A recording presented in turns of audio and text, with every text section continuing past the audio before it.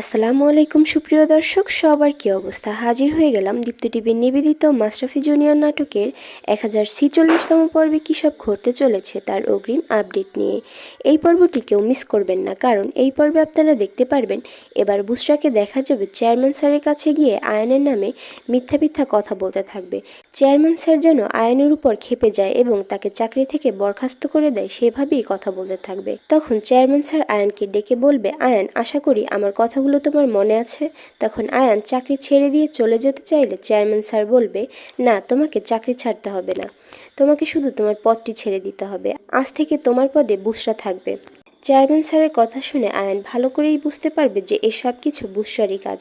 তখন আয়ান চেয়ারম্যান স্যারের কথায় রাজি হয়ে যখন তার রুম থেকে চলে আসবে, তখন বুশরা বলবে, আয়ান, তুমি মন খারাপ করো না। তখন আয়ান বলবে, তুমি না, আপনি করে বলেন। এই পদটা ছাড়লেও আমি কিন্তু চাকরি ছাড়ছি না।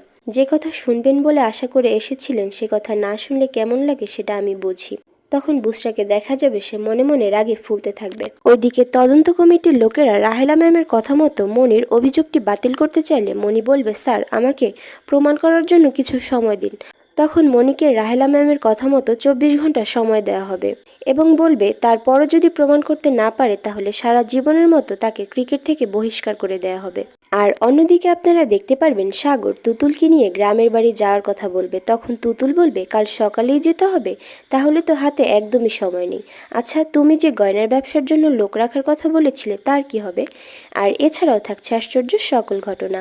সুতরাং সবাইকে মাশরাফি জুনিয়র নাটকের আগামী পর্ব দেখার আমন্ত্রণ রইল।